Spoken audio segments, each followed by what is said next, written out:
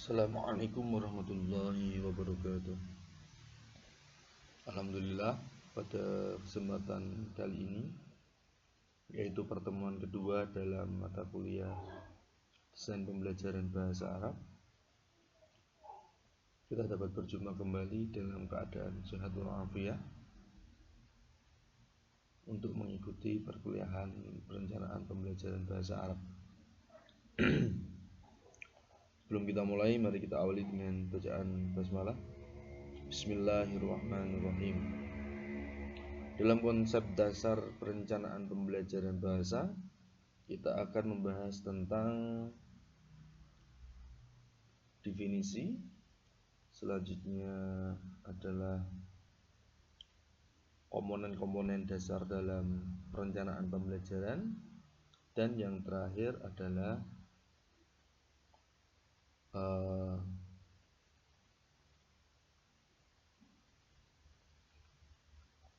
teori perencanaan atau teori pembelajaran. Nah, dalam pengertian, desain pembelajaran dapat dimaknai dari berbagai sudut pandang. Yang pertama adalah desain pembelajaran bisa dikatakan bahwa dia adalah disiplin desain sebagai disiplin, yaitu desain pembelajaran membahas sebagai berbagai penelitian dan teori tentang strategi serta proses pengembangan pembelajaran dan pelaksanaannya.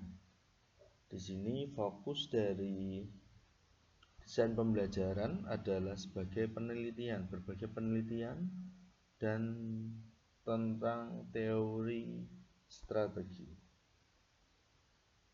Nah, selanjutnya adalah sebagai ilmu. Jadi desain pembelajaran ini dikatakan sebagai ilmu, yaitu ketika desain pembelajaran adalah ilmu untuk menciptakan spesifikasi pengembangan, pelaksanaan, penilaian, serta pengelolaan situasi. Jadi desain pembelajaran yaitu ilmu untuk menciptakan spesifikasi pengembangan atau pelaksanaan dan penilaian dalam pembelajaran. Nah, yang ketiga adalah sebagai sistem. Jadi kalau desain pembelajaran sebagai sistem, maka desain pembelajaran mengembangkan sistem pembelajaran dan sistem pelaksanaannya, termasuk sarana dan prasarana untuk meningkatkan mutu belajar. Dan yang keempat adalah sebagai proses. Desain pembelajaran adalah pengembangan pengajaran secara sistematik yang dilakukan secara khusus dengan menggunakan teori-teori pembelajaran untuk menjamin kualitas pembelajaran.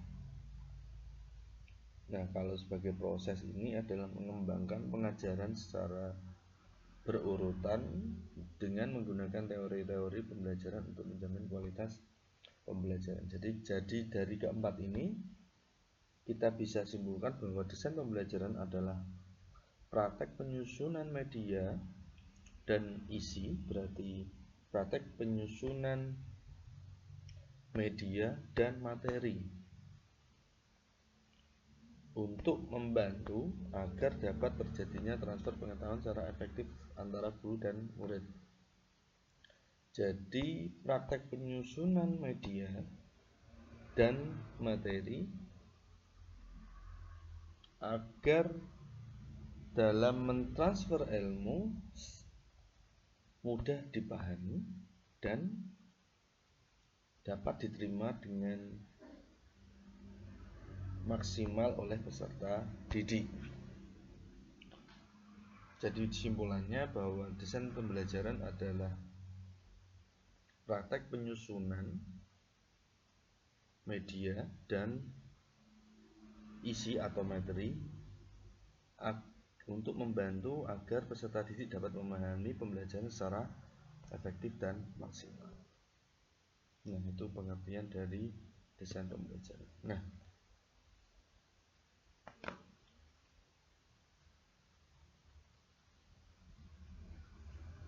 komponen utamanya dari desain pembelajaran yang pertama adalah pembelajar. Pembelajar adalah pihak yang menjadi fokus. Nah, pembelajar, kita harus tahu peserta didik kita, kemampuan awal mereka itu seperti apa.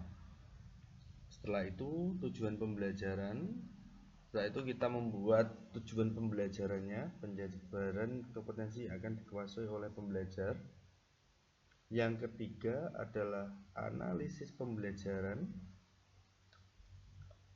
Yang keempat strategi pembelajaran, dan yang kelima bahan ajar, dan keenam penilaian belajar. Nah, dari komponen 6 ini saling ada keterkaitan antara satu dengan yang lain. Saya contohkan seperti ini. Jadi pembelajaran kita harus tahu kemampuan awal mereka itu seperti apa. Setelah kita tahu, kita tentukan tujuan pembelajarannya atau kompetensi pembelajaran yang akan dikuasai oleh pembelajaran itu sampai mana. Setelah itu kita tentukan materi atau analisis pembelajaran, menganalisis topik atau materi yang akan dipelajari. Dan yang keempat adalah strategi pembelajaran. Strategi pembelajaran di sini maksudnya adalah kita rancang strateginya dalam 1 tahun atau dalam 1 kali mengajar. Nah, yang kelima adalah bahan ajar atau materi yang akan diberikan kepada pembelajar tadi. Setelah bahan ajar ini kita tentukan menggunakan buku bahan ajar pokok itu. Setelah itu penilaian belajar atau tentang pengukuran kemampuan atau kompetensi yang sudah dikuasai atau belum, atau evaluasi dalam pembelajaran. Yang keenam ini kita ukur dalam setelah baik itu dalam skala pendek maupun dalam skala jauh. Jadi dalam baik evaluasinya bersifat evaluasi harian ataupun evaluasi semesteran. Nah, kita dapat mengukur kemampuan yang sudah kita tentukan, apakah sudah mencapai atau belum. Nah, dari keenam ini komponen utama yaitu pembelajar, tujuan, analisis atau materi, strategi, bahan ajar, dan evaluasi pembelajaran saling keterkaitan antara satu dengan yang lain. Jadi tujuan pembelajaran juga dipengaruhi oleh peserta didik, materi juga dipengaruhi oleh tujuan dan peserta didik, strategi juga seperti itu, bahan ajar juga seperti itu. Jadi saling keterkaitan. Jangan sampai kita menentukan